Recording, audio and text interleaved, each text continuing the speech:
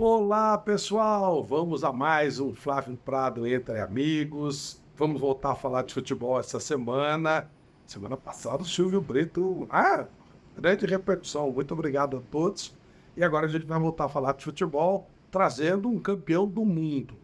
Paulo Sérgio, que também é jornalista, meu companheiro em muitas oportunidades, uma lenda na Alemanha, jogou no Leverkusen, principalmente no Bayern de Munique. Aliás, ele é até hoje o representante aqui na América do Bayern de Munique.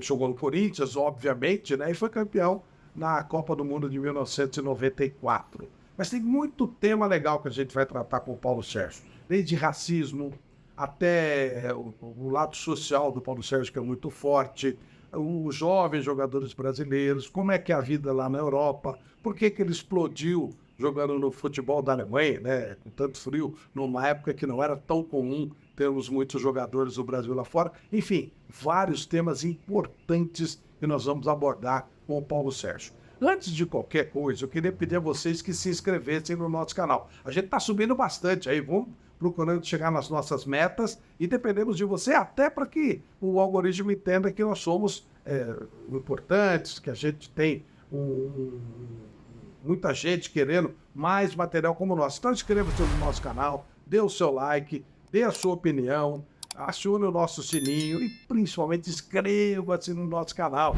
É muito importante para a gente ter a tua presença conosco para dar relevância ao nosso trabalho. Quero agradecer demais aos nossos queridos parceiros, a LuxColor, a tinta da pintura inteligente. Olha, você entra no QR Code que está aqui ao lado, você vai entrar no mundo maravilhoso das tintas com a LuxColor, você vai poder fazer testes de cores de tinta, tipo de tinta em cada ambiente, é muito legal. Também a nossa querida CrossFox Elétrica, cada vez crescendo mais, cada vez evoluindo mais, cada vez mais cuidando de energia limpa, além, obviamente, de fios de cabos, mas cada vez mais enfronhada nesse espaço da energia limpa aqui no Brasil. Muito legal a participação da CrossFox Elétrica, na energia solar, nos carros elétricos, enfim, é uma empresa fantástica, crescendo muito. Um abraço ao Paulo Henrique Burso, um abraço ao Alisson Gris. Também a Alibec Alimentos, do nosso querido Anacleto Gonçalves. Olha, é demais. Você vai acompanhar o nosso programa, pega aí um salgadinho da Alibec, tem um mix da Alibec que é de chorar, é maravilhoso. Tem a castanha de caju, que é sensacional, você não consegue parar de comer. Tem pistache, tem amendoim, tem o tomate pelado, tem frutas cristalizadas, sensacional. A Alibec, uma parceira maravilhosa que a gente tem muito orgulho de falar dela sempre. Também o grupo Roll Center. Você precisa de rolamentos, você precisa de correias transportadoras, você precisa de acoplamento, de bancais, tudo que você precisar nessa área. Você tem uma assessoria maravilhosa do Wesley Boca, de todo o pessoal do querido grupo Roll Center, também crescendo muito já há bastante tempo aqui em São Paulo e em todo o Brasil. Baltec é uma empresa de impermeabilizantes, mas é a empresa que mais lança produtos no Brasil. Impressionante como a Baltec sempre tem novidades. Você entra aqui no QR Code, você vai chegar direto no site, vai conhecer o Gabigol da construção. Ele vai te mostrar um monte de soluções bacanas. Então, Baltec, a nossa querida Baltec do Zé Mauro Nigo, parceira há tanto tempo. Guimarães Aranha, do Anderson Aranha. Olha, mais do que uma assessoria contábil, você tem uma assessoria empresarial, você tem tudo certinho, você vai deixar tudo certinho na sua conta, tudo ajeitadinho, sua vida financeira vai ficar muito tranquila e, olha, é fundamental, para não ter problema lá na frente, convenhamos, né? E essa assessoria vale também para quem está nos Estados Unidos. Você pode acionar a Guimarães Aranha, que ela tem representação também nos Estados Unidos. E ainda a nossa querida Debrecht, 4 unidades maravilhosas na rua Pedro Ivo, onde normalmente a gente grava o nosso podcast. Também na Faria Lima, maravilhosa, é uma mega churrascaria, lindíssima. E ainda a primeira, né, das Debrecht, que aconteceu, foi criada lá em Santo André, e a de Guarulhos. 4 unidades sensacionais, todos com comida de altíssima qualidade, carne do pessoal.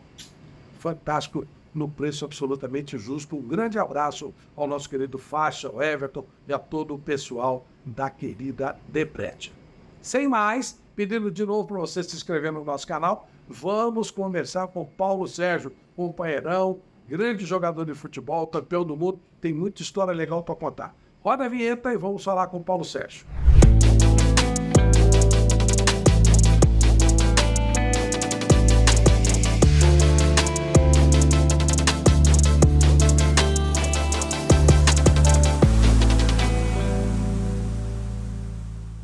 Bom, pessoal, Flávio Prado entre amigos e hoje é amigo mesmo, parceirão, querido.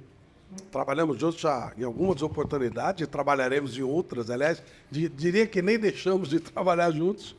Paulo Sérgio, querido amigo, campeão mundial, ídolo na Alemanha, na Itália. É um prazer enorme te receber aqui, Paulinho. Ô, Flávio, é um prazer enorme estar com você aqui, né? Você sabe que você é um ícone no esporte, no jornalismo, e eu sempre te admirei muito, como admiro ainda, né?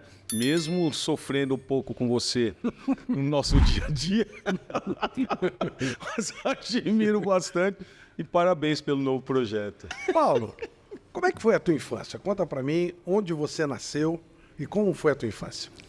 Cara, eu nasci aqui nas Redondezas, né? Eu nasci no centro de São Paulo, nasci no bairro da Santa Cecília. Na ocasião não existia nem Rua das Palmeiras, e ali naquela Rua das Palmeiras é tudo terrão. Brincava muito na praça, na praça ali, próximo ao Sesc, próximo ao Mackenzie, né, para trazer um pouco a memória das pessoas. Mas eu nasci num lar assim humilde, mas graças a Deus nunca faltou nada, e meus avós tinham um casarão aqui no bairro da Santa Cecília, e quando não, nós sempre estávamos lá morando com eles, tios, primos, e era uma festa tremenda. Você falou, você não passou necessidade e tal, mas você falou família humilde. O que teu pai fazia? Qual era o trabalho do teu pai? Bom, na realidade, Flávio, em relação à família, né? Meus pais se separaram, eu já tinha mais ou menos uns 5, 6 anos de idade. Meus pais se separaram.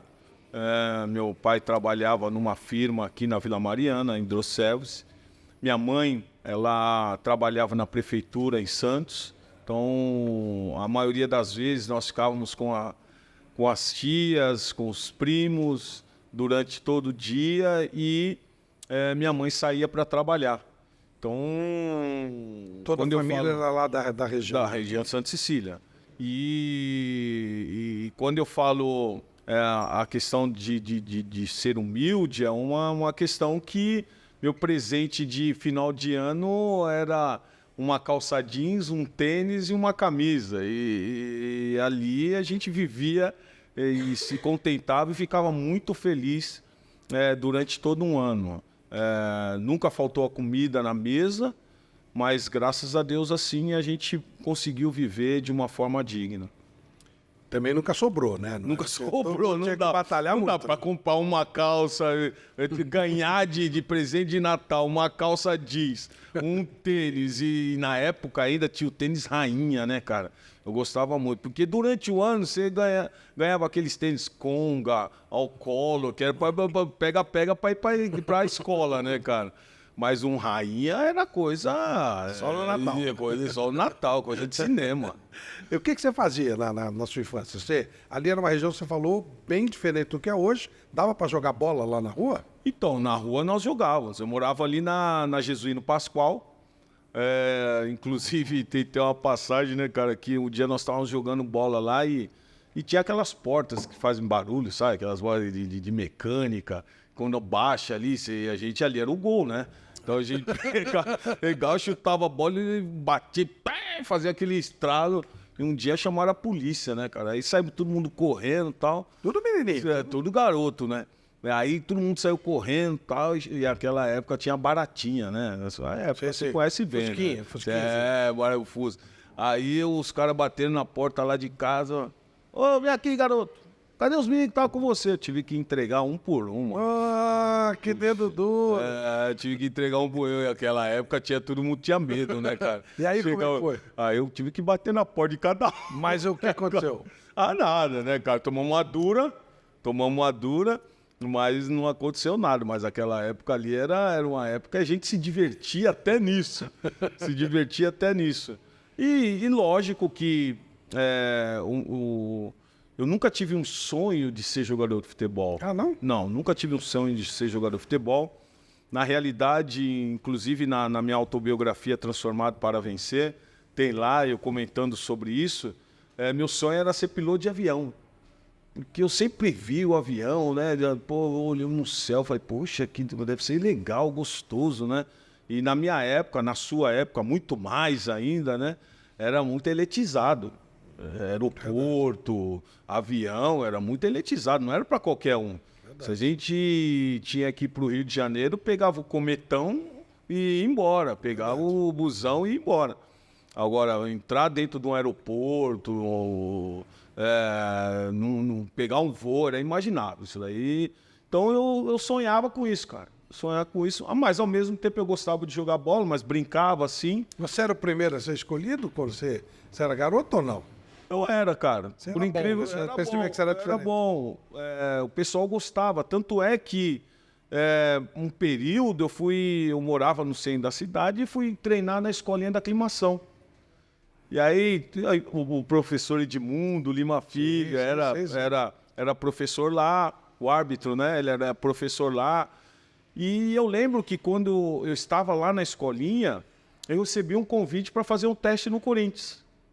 E eu não fui. E aí, não era top, não era o que você queria. Eu não queria, cara, eu não queria. A ponto de vez em quando, se eu queria um dinheirinho, eu ia na frente lá da igreja Santa Cecília, estacionava um carro lá, 2 carros lá, ganhava um dinheirinho e Você é guardador de carro. né, filho? Eu faço bem, vou estacionar, pô, que pá e tal. E aí, cara, eu treinava na escolinha lá, depois teve um tempo eu parei de treinar na escolinha. Aí eu lembro que eu estava jogando no Corinthians do Bom Retiro, aí a gente saía aqui da Santa Cecília e ia até o Bom Retiro a pé. Eu lembro que de vez em quando a gente passava ali, tinha a fábrica da Polenguinho, a gente parava lá, os tios davam um polenguinho para a gente comer e tal, e fazia a festa, né, filho? E aí, jogando um dia lá no Corinthians do Bom Retiro, de novo o pessoal do Corinthians me chamaram para ir fazer um teste lá. E eu lembro que eu fui, né, e não teve treino. Aí eu falei, sai uma coisa, eu não quero mais nada não.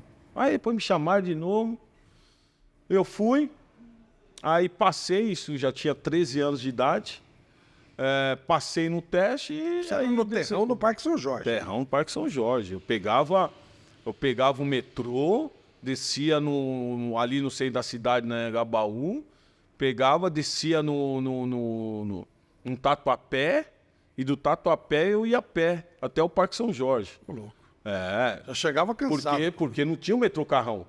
O metrô Carrão veio depois.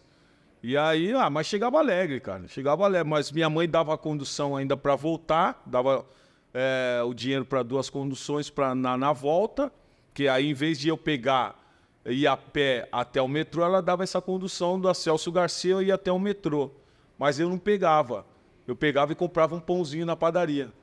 Comprava um pãozinho na padaria e ia a pé, voltava a pé de novo para a estação de trem. Quando não, pegava um metrô, ônibus ali, o São Miguel, no centro da cidade, e descia na porta do Parque São Jorge.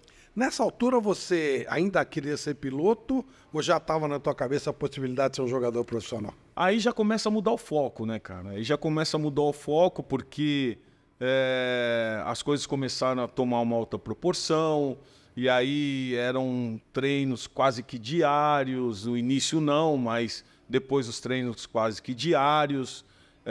Eu fiquei 5 anos no terrão. Quem te aprovou? Quem foi o que te aceitou? O professor... Nossa. Não era mais o Rato, não. Não. Professor Flávio. Caramba, esqueci o nome do professor na época.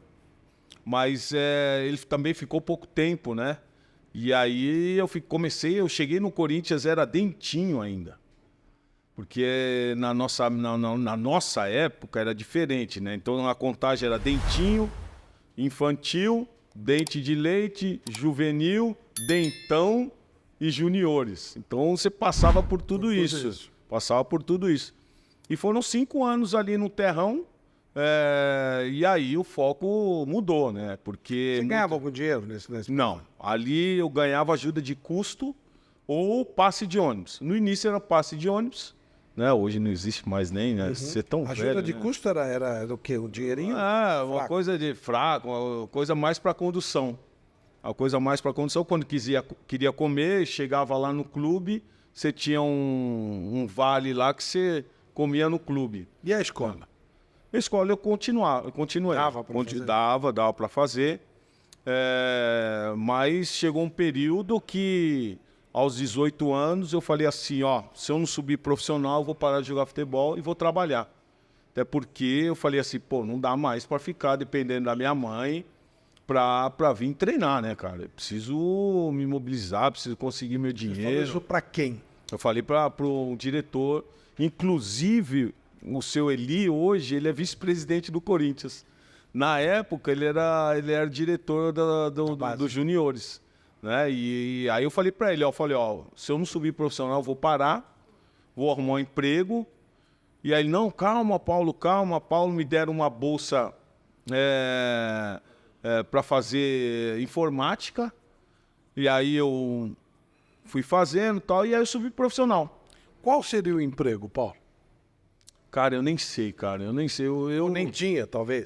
Não, eu não tinha ainda. Eu digo, então você não pensava, vou sair e vou ver o que... Não, 18 anos. Muito novo ainda. Eu ia fazer o que desse para fazer. Que me chamasse para fazer. O que eu precisava era ter dinheiro para, pelo menos, pagar minhas contas, comprar minhas coisas. Imagina, com 18 anos ainda você não tinha independência, né? Então isso foi assim, algo que eu coloquei como meta nesse ano.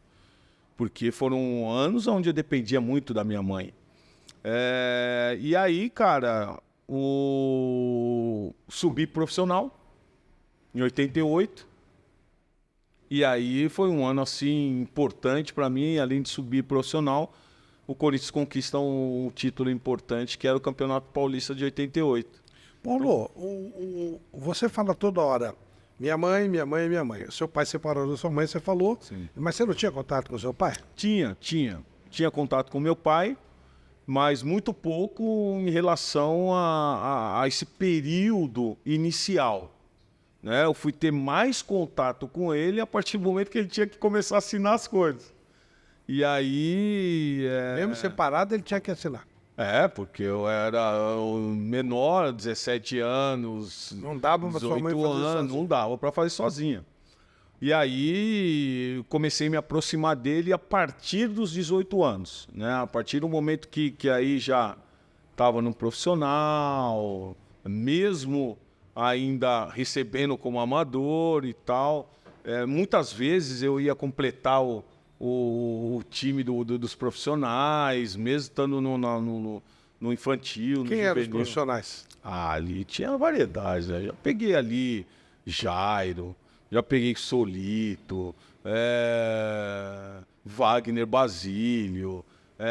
Quando eu chego no profissional, Sócrates, o Magrão. Chegou a jogar com ele, treinar Não, com ele? treinar sim, jogar não. Aí você tinha ali Casagrande, a ponto de um dia eu tava completando lá, Serginho tava chulapa, na época que ele foi pro Corinthians. Aí me chamaram lá e aí eu tava sentado, porque é aquele negócio, né? Você sente, você chega, você fica quietinho, não dá pra você se movimentar nada até eles falarem. Aí o Serginho me chamou. Ô, Neguinho, vem aqui. Aí fui lá no bobinho, brincar com eles. Aí o preparador físico, o que você tá fazendo aí? Aí o Serginho, professor, tá aqui comigo. Eu que chamei. Ah, não, tudo bem, tudo bem. Quem era o técnico? Ali já passaram tantos técnicos, né? Eu nem lembro. Ali foram tantos técnicos que passaram ali pelo Corinthians que quando eu assim ia lá para completar treino, eu nem lembro. Né? Democracia Corintiana já não tinha mais, né? Já tinha passado. Já tinha passado, né? Você tá falando de 88? 88, Né? Democracia foi 82, 83. Por aí. Foi quando eu cheguei. Né? Eu cheguei e era essa questão da democracia, mas aí é molecão, tal, não tinha muito envolvimento com o profissional, até porque a gente ficava lá no terrão, e tem uma casinha lá no fundão, no terrão ainda, que era o nosso vestiário. E a gente se trocava lá, era bem separado. Depois, mais pra frente, que nós fomos chegando mais próximo do vestiário do profissional. O Serginho, você virou peixe dele? Você virou parceirão dele ou foi só naquele dia? Não, sempre foi um cara que me abraçou bastante, né, cara? Ainda mais nesse período de Corinthians, mas era coisas assim esporádicas. Eram os momentos esporádicos. Você chegou a ter contato maior com ele? Ou... Não. Só ali, mais próximo era o Serginho. Treinava ali, fazia o que eu tinha que fazer, acabava o treino, voltava pro terrão, voltava pro vestiário do amador e se trocava lá. Então a proximidade assim não tinha, porque era a gente, não vou falar idolatrava, mas havia um respeito muito grande pelos jogadores naquela época, pelos profissionais. Então a gente muitas vezes recebia chuteira dos profissionais lá para dar uma laceada. Pô. Os caras falam isso, é verdade, então? Você amassou chuteira de quem, por exemplo? Ah, mano, eu nem sei, mas eles mandavam lá. Mandava, você faz não vai, não pergunta, filho. Não tem essa de quem que é a chuteira? Ficava com o pé doendo, né? Aí você ficava com o pé doendo, mas a chuteira deles era melhor que a nossa. Mesmo doendo. Mesmo doendo. Pô, que legal. E aí você começa a acreditar que vai virar profissional mesmo. Aí você já não queria mais saber de ser aviador e tal, aí você já tá com a cabeça no profissional. Aí quando eu subo profissional, o Jair Pereira, né, era o treinador na época, aí eu subo com o Jair Pereira, nós somos campeões, e aí começa uma carreira importante, né? Eu lembro que em 89 eu sou emprestado para o Novo Horizontino, eu não queria ir. Tem até um fato que o Vicente Mateus me chamou, aí foi eu e meu pai. E aí chegamos lá à noite e tal, no Parque São Jorge, quero falar com você, tal, nós te emprestamos pro Novo Horizontino. Eu falei, não vou não. Não, você vai. Falou pro senhor Vicente? Eu falei, não vou não. Ele falou, você vai. Eu falei, não quero. Não, inclusive, já fizemos até a negociação, o Fabinho vai vir pra cá e você vai pra lá. Pô, eu não queria ir, né, cara? Mas aí não tinha o que fazer. Aí fui. Aí eu lembro que quando eu cheguei no Novo Horizontino, cara, eu achava que era o Top Gun, né, mano? O Fera, Top Gun. O Fera, não deu um chute mal demais, jogando mal, os caras falam, pô, não devolver esse cara lá pro Corinthians que não queremos, não. Lá já era o Nelsinho? Não. Aí chega o Nelsinho. Batista. Aí o Nelsinho já tinha informação lá que os caras queriam mandar de volta. O Nelsinho vem conversar comigo e fala, o que você quer, neguinho? Você quer voltar pro Corinthians e depois eles vão te emprestar para um outro lugar? Ou você quer arrebentar aqui e voltar valorizado pro Corinthians? Por que você não funcionou no começo? O que rolava? Não, cara, eu tava muito bem, só que era uma época onde a maioria dos jogadores da base, eles sempre eram emprestados pro interior para ganhar experiência. Você falou que chegou no Novo Horizontino e não foi legal. Então, mas eu cheguei no Horizontino, não fui bem porque foi minha culpa, porque eu achei que era o bom. E tem uma hora que não flui, né, cara? Você não levou a sério. Não levei a sério como deveria ter levado. A ponto do Nelsinho chegar e dar duro e falar, e aí, neguinho, o que você quer fazer? E aí foi aí que eu abri os meus olhos, falei, pô, preciso treinar, me aprimorar, pegar firme aqui para voltar para lá e voltar bem. E aí foi isso que aconteceu. Foi uma temporada maravilhosa em 90, onde nós chegamos a primeira vez na história, a primeira final caipira do estado de São Paulo, Novo Horizontino Bragantino, que ficou na história, e de jogadores que saem dessas duas equipes e chegam a ser campeões do mundo. Então, na ocasião, quando termina o meu empréstimo em 90, eu volto para o Corinthians. Só para a gente lembrar desse time do Novo Horizonte. Bom, Novo Horizontino e Bragantino. Vamos lembrar alguns. Acho que o Márcio Santos estava lá com você, né? O goleiro era o Márcio. O Maurício, quer dizer. O Maurício que jogou depois, mais tarde, veio jogar no Corinthians. Lateral direito, o Odair, todo mundo chama o Odair de bruxinha, foi jogar no Palmeiras. O Fernando Baiano, que jogou também no Corinthians, né? Nós tínhamos o lateral esquerdo Jerônimo. Márcio Santos não? Márcio Santos também, o lateral esquerdo Jerônimo e o Márcio Santos. A dupla de zaga era o Fernando Baiano e o Márcio Santos. Aí no meio-campo você tinha o Goiano. O Goiano também, que depois veio jogar no São Paulo. Aí na frente tinha Robson, tinha eu e tinha o Flávio, que era um garoto já também de lá. Mas daquele time lá... E do outro lado tinha Mauro Silva. Gil Baiano, Franklin, tinha um monte de jogador. Né? Você tinha ali naquele time do Luxemburgo jogadores importantes e que marcaram a história e depois foram no Bahia, também conquistaram títulos importantes. E aí eu volto do empréstimo e volto valorizado. Tanto é que o Santos queria me contratar e o Palmeiras. E eu chego lá no Corinthians, o Vicente Matheus, vou te pagar isso. Falei, isso aí eu não quero. De novo? De novo. De novo você falou não pro homem. Não falei não pro homem. Falei, isso aí eu não quero. Ah, é?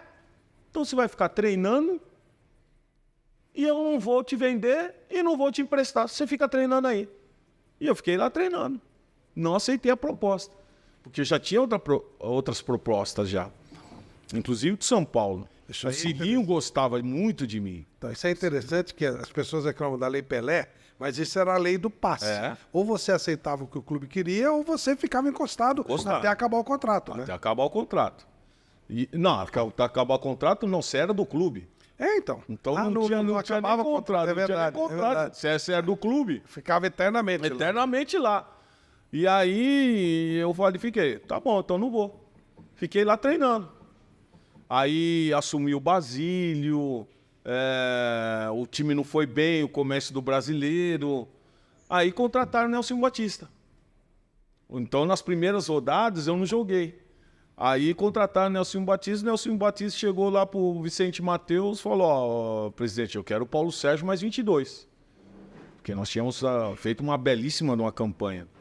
E aí eu cheguei pro Nelson e falei, eu não vou aceitar isso aí que ele quer não, professor. Mas ele, Nelson Batista, muito sábio, né, cara? Ele sabia lidar comigo. Ele chegou para mim e essa frase eu não esqueço, né? E guardei durante toda a minha carreira até os dias de hoje. Ele falou, Paulo, fica aqui. Nós vamos fazer um belo campeonato. O pouco hoje, amanhã é muito. Então essa frase dele, o pouco hoje, amanhã é muito, eu falei, tá bom então. Aí fui, aceitei o contrato. Aquele mesmo que o Matheus queria. De novo você perdeu pra ele. Mas todo mundo perdeu. Mas tudo bem, não tinha jeito. Ele é turrento, cara. Era turrento. Conheci bem. Era turrento. Mas cuidava do clube, hein? Cuidava. Nossa, quem olha hoje... Nossa, o que ele cuidava do clube é um negócio impressionante. Falar, né? E aí, cara, aí foi aquele campeonato. Se você observar no Almanac Corinthians... Eu sou o jogador que tenho mais presenças. Né? E foi um ano assim onde que nós jogamos em prol do Bugalu. Né? O Neto. Bugalu, Neto. Em prol do Bugalu, vamos marcar certinho aqui e tal, deixa ele solto, não precisa voltar para marcar. E ele estava numa fase assim, arrebentando, né? Ele estava arrebentando, fazendo gol de tudo que era jeito. Ele chutava a bola entrava. E aí, uma equipe que ninguém esperava que nós iríamos fazer uma competição daquela, chegamos à final. Chegamos à final e fomos campeões brasileiros pela primeira vez. 1990. Então, em 90, vou para 2 finais, né, cara? Então, eu começo em 88, sou campeão paulista em 88, e em 90 chego em 2 finais. E aí, em 91, começo a ir para a seleção. Né, num jogo... Quem te convocou? Na realidade, o que aconteceu? Teve um jogo no Rio, aquele combinado que existia, lembra? Era Corinthians e Palmeiras, Vasco e Flamengo. Jogavam com uma camisa num tempo e jogavam com a outra camisa no segundo tempo. Né? Então jogava com a camisa do Corinthians no primeiro tempo e com a camisa do Palmeiras no segundo tempo. Hoje isso seria inimaginável. Imaginável. Isso aí hoje, quer dizer, da morte. Da morte. E aí fizemos um jogo. E quem era o nosso treinador? Parreira. E aquele dia, Flávio... Porque o Parreira era técnico nessa época do Bragantino. E aí ele da Seleção Paulista. E aí ele foi como treinador nosso lá nesse jogo. E arrebentei o primeiro tempo. Foi uma fumaça e tal. Aí, filho... Aí, quando ele começou a ir para a seleção brasileira, o primeiro convocado era eu. E aí, comecei indo com o Parreira sempre, né? E aí, foi um ano importante também, porque depois de um período saiu o Nelsinho, teve uma época que chega o Cilinho. E o Cilinho, foi um baita de um treinador. O Nelsinho Batista hoje é um paizão para mim, né? Me ajudou muito na minha carreira. Agora, em termos assim de treinador, tático, num todo, o Cilinho foi completo. Foi completo. E eu fui muito bem com ele. Fui muito bem com o Cilinho, a ponto de nós chegarmos de novo à final do Campeonato Paulista. Né? E eu muito valorizado naquele ano e acabamos perdendo para o São Paulo. Na final. Em 92 já dou uma queda, né? Dou uma queda, mas aí já vem aquele negócio, né? Você já acha que é o top de novo e tal, você já acha que sabe tudo. Acontecia isso com você? Acontecia. Cara. Engraçado Acontecia. eu falar isso. Você é um cara tão especial, tão humilde, tão boa gente. Cara, mas moleque, né? A fama, né? A fama, seleção, títulos, e isso tudo acaba atrapalhando. Não adianta. Hoje exigir dessa garotada aí certas coisas, tem gente que não precisa de tempo. Mas o que você fazia pra você cair de produção? Você parava de treinar? Como é que... Não, cara, deslumbrava e a coisa não andava. E aí o jogo não fluía como tinha que fluir. E aí o time também não tá bem. E nós pegamos um 92 muito difícil. Nós pegamos um ano 92 que começou a mandar os jogos na Fazendinha. Teve um jogo lá que os torcedores viraram as costas, imagina, a torcida toda do Corinthians da Fazendinha. Eles viravam as costas e aí virava de novo, quem quer dinheiro? Jogava moeda no campo, quem quer dinheiro? E chamava de mercenário, ó. E aí eu lembro que teve um dia lá, e aquela época você é jovem, né? Você não... de vez em quando você ia jogar com os amigos e tal. Aí aquele dia esse dia eu fiquei no banco, né, cara? Aí atrás do banco também um monte de gente aí na Fazendinha, né? Não tinha ninguém policial, até não tinha nada. Aí os caras falam assim, Nelsinho, Paulo Sérgio tava jogando lá essa semana com os amigos. Os caras dedando? Os caras dedando, cara. Você tava jogando lá. Ficava quieto, né, cara? Então é essas coisas. Momento que você tem que deixar pra concentrar, pra ficar focado ali, você saía pra ir jogar com os amigos. Então existia Você muito nunca foi isso. de noite, né? Não, nunca fui de noite. Nunca fui de noite, nunca fui de beber, nada. Mas me divertia do mesmo jeito, cara. Me divertia do mesmo jeito. E quando é que vira de novo a coisa? Aí vira de novo em 93. Aí 93, aí volta o Nelsinho e a gente faz aquela temporada também brilhante, porque dentre todas as equipes a favorita era o Palmeiras, né? Era a Parmalat. E aí chegamos à final de novo. E aí, no final da temporada, veio um time alemão que já estava me observando há 2 anos e me contrata o Bayer Leverkusen. Eu não sabia. E aí, um dirigente do Corinthians me liga em casa e fala, Paulo, preciso conversar com você agora. Tem um time da Europa querendo te levar. E aí, sentamos lá, conversamos, aí falar, é a Alemanha. Falar desse time? Do Bayer Leverkusen? A Alemanha, pra mim, passava longe. A Alemanha, pra mim, passava longe, cara. Tanto é que quando falaram tem um time da Alemanha, eu falei, não, Alemanha não. Aí eu falei pra minha esposa chorava. Eu falei, Alemanha, a gente não sabe falar alemão, o que a gente vai fazer na Alemanha? E aí, cara, aí nós conversamos com os familiares, eu e minha esposa fizemos alguns propósitos ali com Deus, falou assim, se é porque eles queriam que eu fosse fazer exame médico na Alemanha. Eu falei, não vou na Alemanha fazer exame médico. Se esse médico vir pro Brasil e eu tiver que fazer exame aqui, já é um sinal que eu tenho que Pensar. que ir para a Alemanha. E naquele veio. Aí veio para o Brasil, inclusive foi lá no Rio de Janeiro. O alemão gosta de Rio de Janeiro, né, Bê? Porque marcar lá, né? Eles já queriam ficar uns dias. Claro.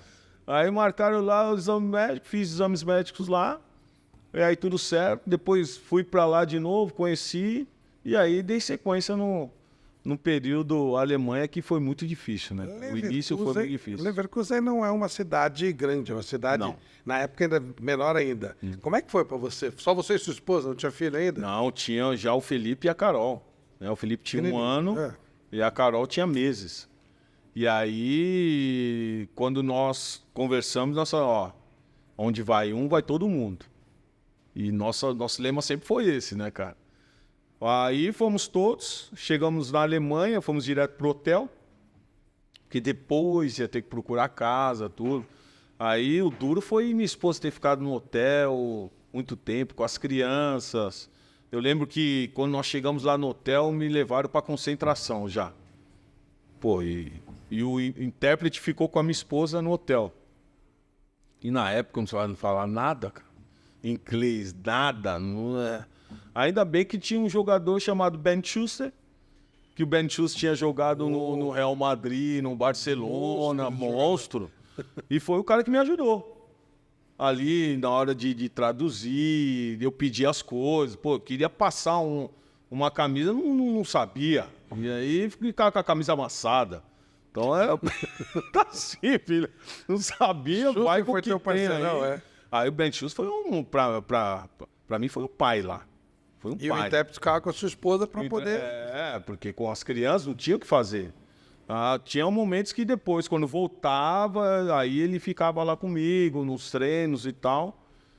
Até que aos 3 meses, quando chegou 3 meses, eu discuti com um dos jogadores lá. E eu tava bem, né, cara? Comecei muito bem. Fazendo gols. Aqueles gols que eu não fazia no Brasil, porque você tinha que trabalhar muito em relação ao Neto e tal. Lá eu falei, não, aqui eu vou fazer gol. Aqui eu vou ser o protagonista. E aí, com 3 meses, uma discussão com um dos jogadores lá, entrou no vestiário, tal, isso e aquilo. Falei, sai não, eu vou embora. Como é que você discutiu? Você não falava alemão, nada? Mas aí você vai jogar português. Você fala português. Você tá nervoso? Você fala português. Aí eu falei, sai não, eu vou embora. Cheguei pro manager, que era o Calmont na época. Falei, Calmont, eu vou embora. Não, você tem que ficar, você é importante pro grupo, você hoje aqui é o jogador mais importante. Por quê, Flávio? Eu chego na Alemanha num período muito importante dos alemães. O muro de Berlim cai em 89. E a Alemanha vivia um período de transição da Alemanha Oriental para a Alemanha Ocidental. Juntar tudo. A juntar tudo. Para você ter uma ideia, pagava 62% de imposto de renda, porque uma parte do meu imposto de renda ia para reconstrução da outra parte da Alemanha. Então, era um período onde aqueles alemães orientais vinham para cá, e aí aquele negócio, né? Você chega na Alemanha, eram 3 estrangeiros, eu, um tcheco e um romeno. Só eu de negrão no time, num país alemão. Aí você fala, pô, é difícil. No futebol alemão, jogando 3 estrangeiros, 3 brasileiros. Eu, o Jorginho, que tinha saído do Bayer Leverkusen para o Bayern de Munique, e o Franklin, que jogou no Bragantino, jogou no Fluminense e tal. E Mazinho também, que jogou no Bragantino, teve um período lá, tem meia, né? Teve um período lá, mas ele não ficou muito tempo. Então, 3 brasileiros jogando a Bundesliga. O país inteiro, O país inteiro. E só eu ali, e o restante tudo alemão. E na Alemanha era um negócio seguinte, se você ficasse na mesa conversando outra língua a não ser alemão, o alemão chegava e falava assim, Deutsch sprechen. Deutsch sprechen. Fala alemão. Tem que falar alemão. do Bis in Deutsch, tem que falar, você tá na Alemanha, tem que falar... Uma vez eu fui fazer uma entrevista com o goleiro Schumacher, ele falou exatamente isso. E não deu entrevista. Foi embora. E aí, cara, esse período de transição foi difícil. E ainda você imagina, eu, artilheiro do time, tirando o espaço do alemão. Aí o cara se achou no direito.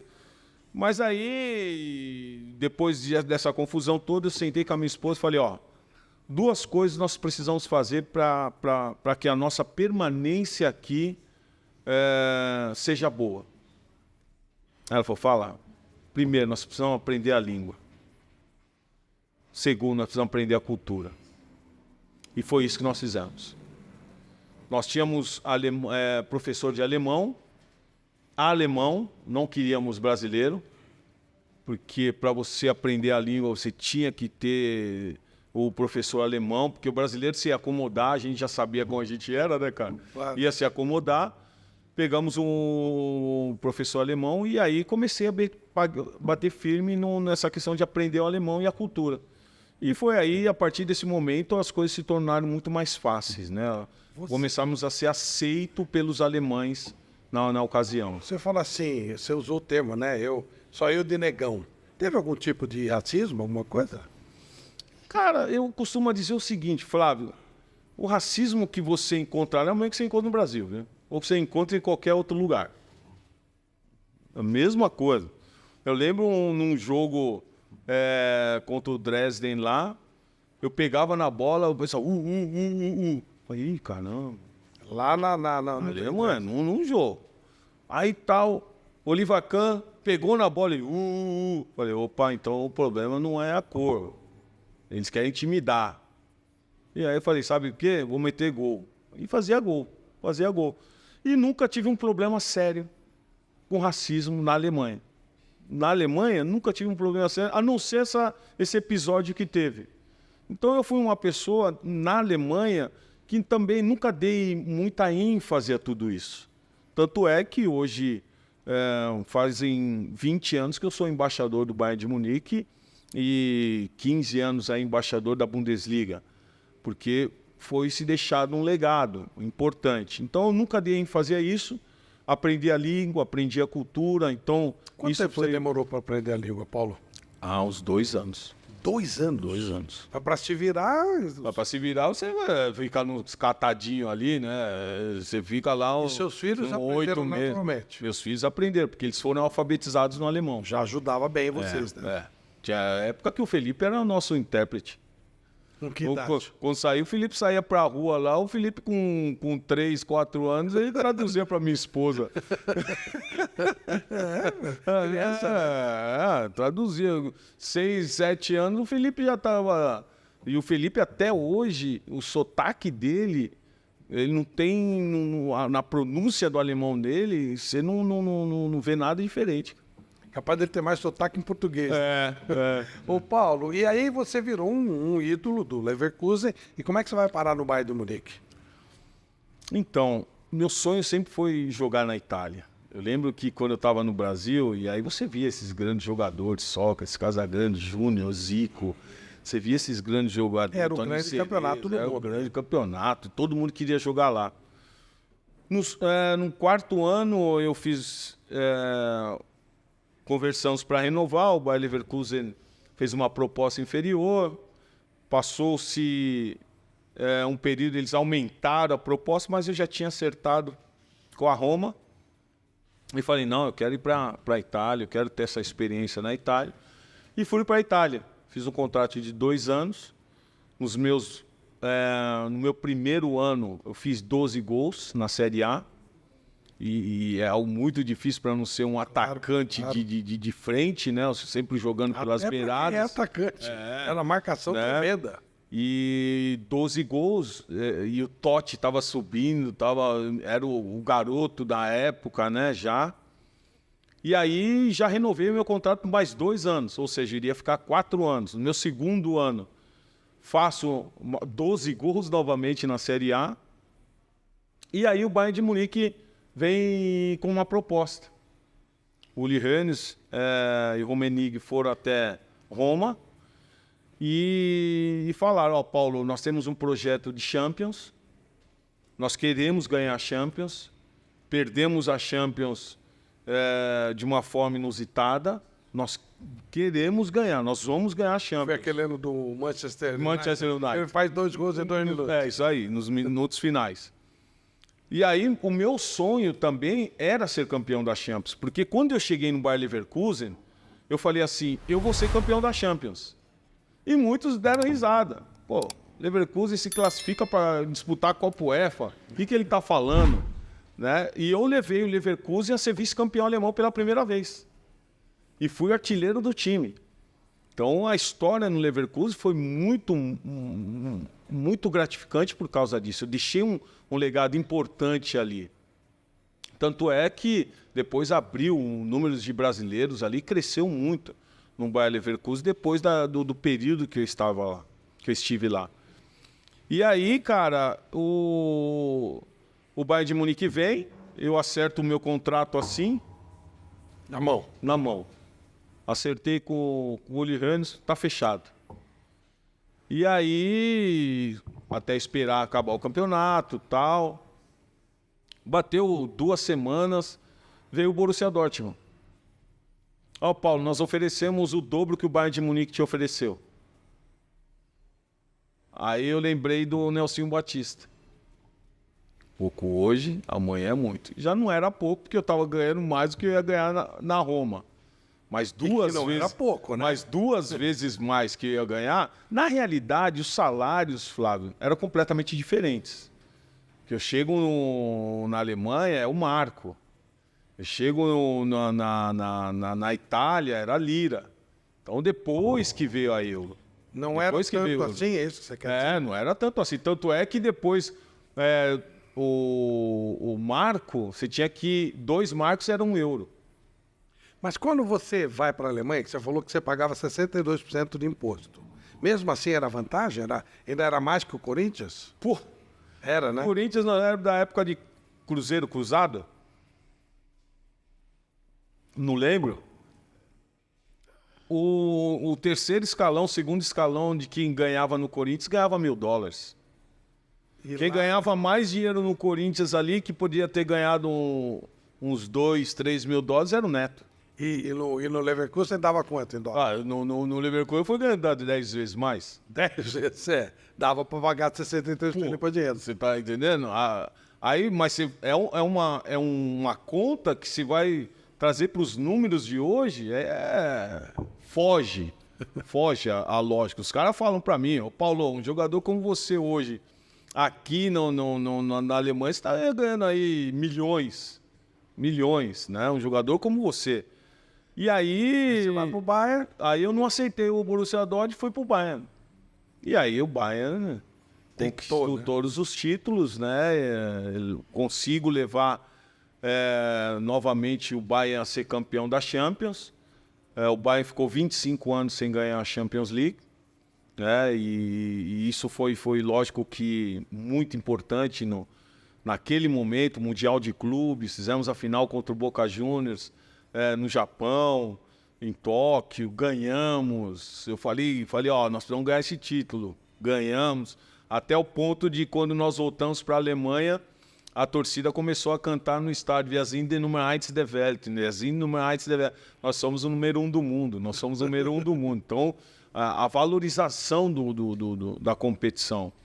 Mas voltando um pouco atrás, Flávio, a Alemanha, o meu primeiro ano no Bayer Leverkusen foi que me levou à Copa do Mundo, né, cara? pelos 12 gols. No Bayer Leverkusen eu fui 17 gols. 17. Eu fui vice-campeão, vice-artilheiro do campeonato alemão. O artilheiro fez 18, o Yeboah, e eu fiz 17. Na última rodada estava empatado 17-17, eu não fiz gol, ele fez. E isso me credenciou a ir para a seleção novamente. E, lógico, o Parreira estava observando o campeonato alemão. Na Copa de 94, foi uma guerra. Eu estava lá cobrindo, era uma guerra, era uma loucura. Imprensa versus seleção, uma coisa muito louca. Vocês achavam que seriam campeões? Vocês chegaram a temer? Não chegamos a temer, Flávio.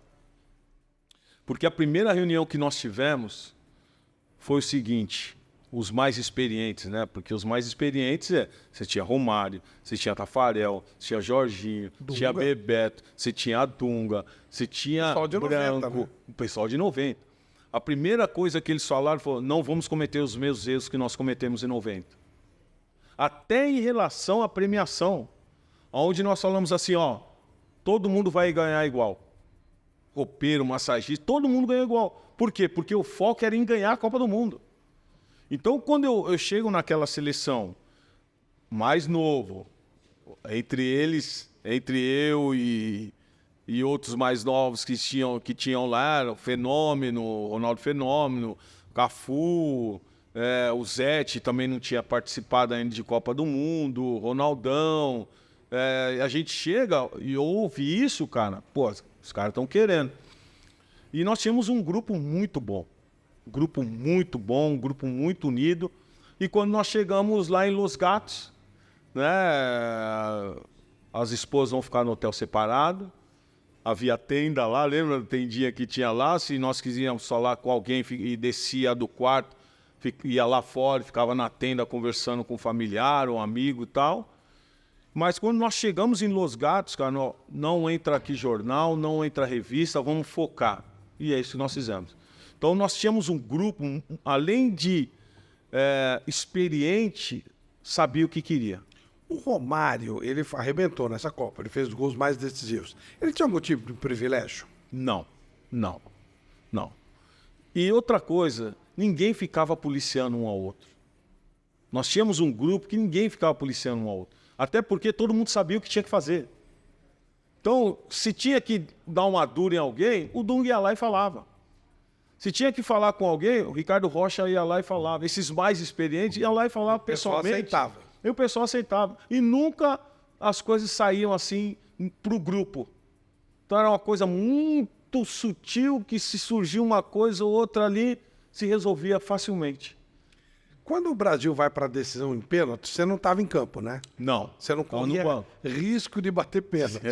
Como é que foi aquilo para você ir lá no banco? Eu lembro que estava um calor horroroso, uma coisa assim que você não aguentava nem respirar. Cheguei muito cedo no estádio, porque né, era diferente. Como é que estava lá dentro, lá no banco? Como é que estava? Você sabe que, estando ali, você não se dá, não tem a noção dessa pressão toda de quem está de fora. Ali a gente quer ajudar e incentivar o companheiro. Então a primeira coisa ali, eu fui na perna dos jogadores e ali balançava porque, pô, o sol, como você falou, estava de matar, né, cara? Mas nós estávamos muito confiantes. Nós tínhamos treinado.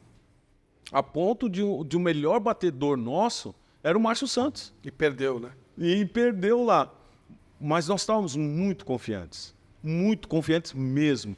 Eu não vi como eles se portaram em 90, em competições passadas, mas a nossa experiência ali foi que nós iríamos ser campeões do mundo. Até porque, agora na pandemia, passou reprise do jogo, nós dominamos o jogo.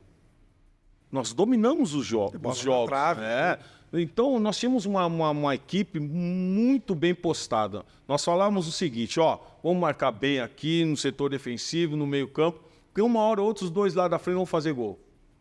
E resolvia. Então, é lógico que ninguém esperava, né? O Márcio perdeu o pênalti, mas o momento era nosso, né, cara?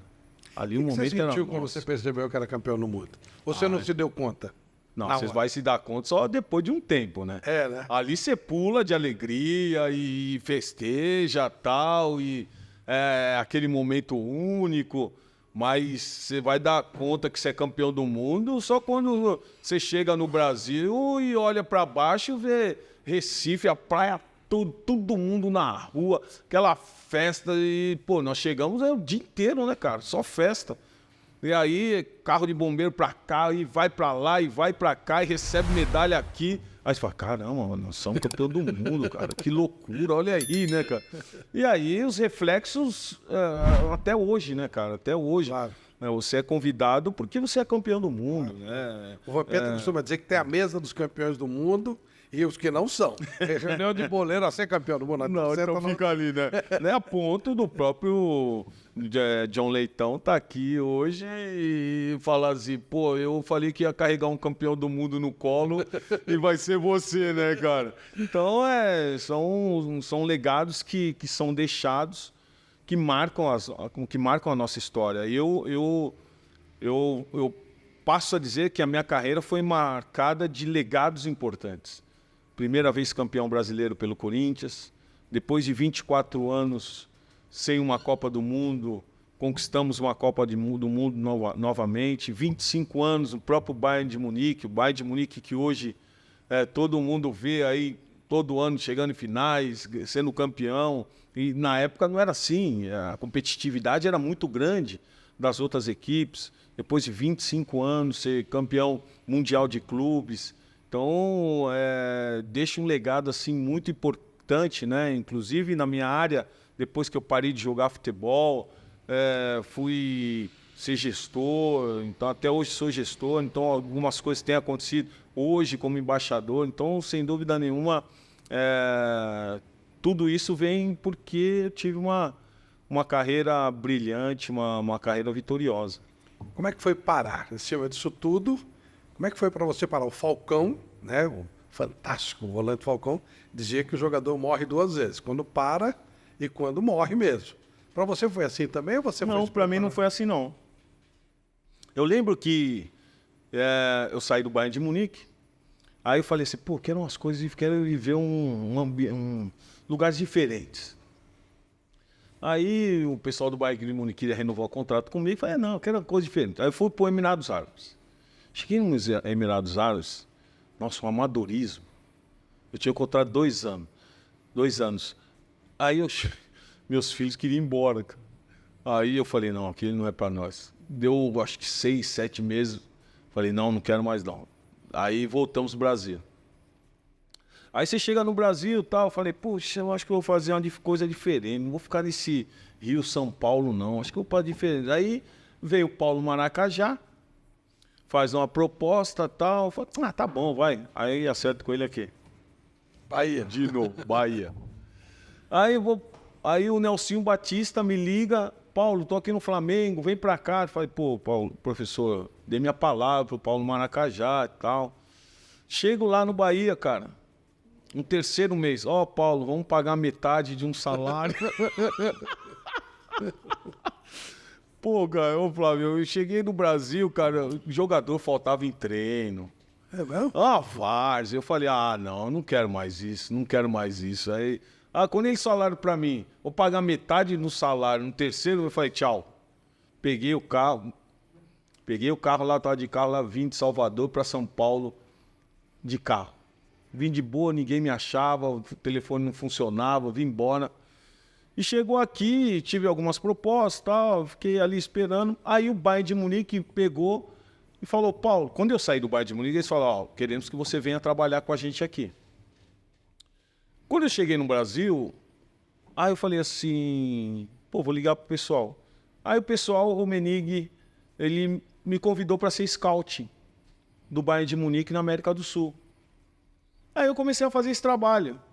Copa América, ia ver jogadores, ia ver jogos aqui, Aí eu fiquei perdendo a vontade de jogar. E parei. Então as coisas. Naturalidade, né? Naturalidade. As coisas começaram a acontecer. Aí veio a marca Wilson trazendo futebol para o Brasil. E aí me convidaram para ser embaixador da marca no Brasil. Aí levei a marca para o São Caetano e para o Paulista. São Caetano foi campeão paulista, o Paulista de Jundiaí foi campeão da Copa do Brasil. Então começou as coisas assim naturalmente e fiquei dando sequência. E aí falei, sabe uma coisa? Para ir para jogar time ruim, para ficar passando nervoso, não vou não. Você, além de fazer esse trabalho, você virou jornalista, a gente trabalhou junto algumas vezes, trabalha junto ainda. E você tem um lado social muito legal, você faz um trabalho muito legal na sua igreja, lá em Alphaville. Inclusive um trabalho que eu tive a oportunidade de conhecer mais de perto, quando você coloca as pessoas, moradores de rua, para fazer um evento. Conta um pouquinho, por que isso e como é que é isso?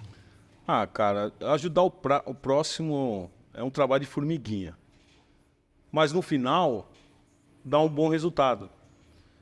Nós fizemos um jogo onde nós queríamos dar oportunidade desse morador de rua ele ser visto de uma forma, de uma grande normalidade pela sociedade, onde essas pessoas são sempre negadas. Eu lembro também que nós fizemos um jogo em Porto Feliz e eu trouxe alguns rapazes que estavam numa casa de recuperação para trabalhar nesse evento, para que eles pudessem se sentir valorizados. Então não é só o prato de comida, não é só você levar o dinheiro. O mais importante para essas pessoas é eles se sentirem valorizados, se sentirem abraçados. Quando esse jogo de Alphaville, o jogo de Porto Feliz, você me convidou. Até joguei, fiz um gol de pênalti no Zé. E tenho gravado. Tem gravado. É lógico. Mandei gravar. Se errasse, a gente deletava. E o jogo de Alphaville me chamou muito a atenção quando você colocou uma pessoa para narrar, eu não lembro exatamente quem era, mas você fala assim, eu quero o nome das pessoas. Esse morador de rua, ele não tem nome, ele é morador de rua. E aí você fala, quando ele ouve o nome dele, ele já ganha uma outra, né, um outro peso. A vida dele se sente valorizado. Ele volta a ser um ser humano. Um ser humano, aonde a sociedade discrimina, aonde a sociedade não dá valor para esse ser humano. E é isso são as pequenas coisas, né, Flávio? Então, chama o rapaz pelo nome dele. Pô, ele vai lembrar novamente que ele tem um nome. Ele vai lembrar novamente que, ele tem uma família. Uma vez um morador de rua me falou que ele era invisível. Ele falou assim, eu sou invisível, ninguém me vê.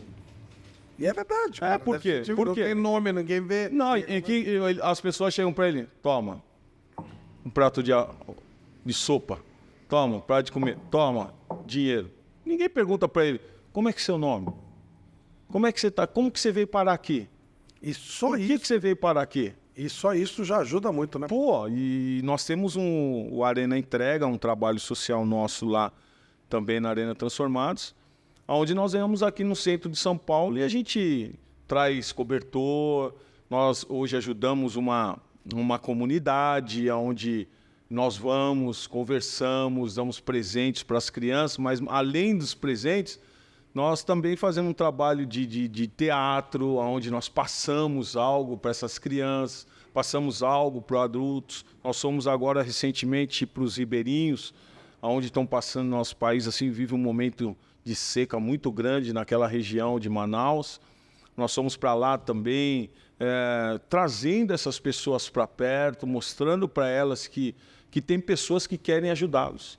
E isso é muito importante. Você tem trabalho na Austrália também, né? Inclusive, nós vamos estar indo para a Austrália. Nós começamos um trabalho há 10 anos atrás com refugiados. É sempre esse pessoal que pela sociedade ninguém quer, né? E aí, quando você senta e joga a bola com um garoto desse, ele se sente valorizado, cara. A ponto de a gente ver rapazes assim sentados do nosso lado chorando. Né, pela oportunidade de estar com jogadores ali que marcaram a história na vida deles. Então, são 6, 7 anos já de um trabalho na Austrália, onde hoje nós temos o fruto disso. Nós temos uma escolinha de futebol brasileira lá, onde nós pudemos levar um missionário, e esse missionário é um mineiro. Então, o mineiro hoje está com toda a família lá, dando aula em uma dessas escolinhas que nós temos na Austrália, em Melbourne. Tudo beneficente. Tudo beneficente. Tudo em prol para ajudar o próximo. Para a gente finalizar, Paulo, as 3 perguntas que eu faço para todo mundo.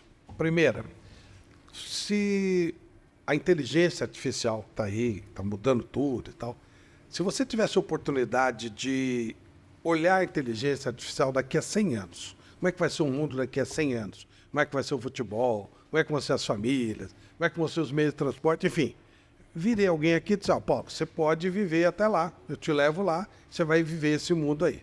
Mas só que você vai ter que abrir mão do que você fez até hoje. Você vai zerar a sua vida. Você não vai lembrar mais, mas de compensação você vai ver o futuro. Você fazia a troca? Não.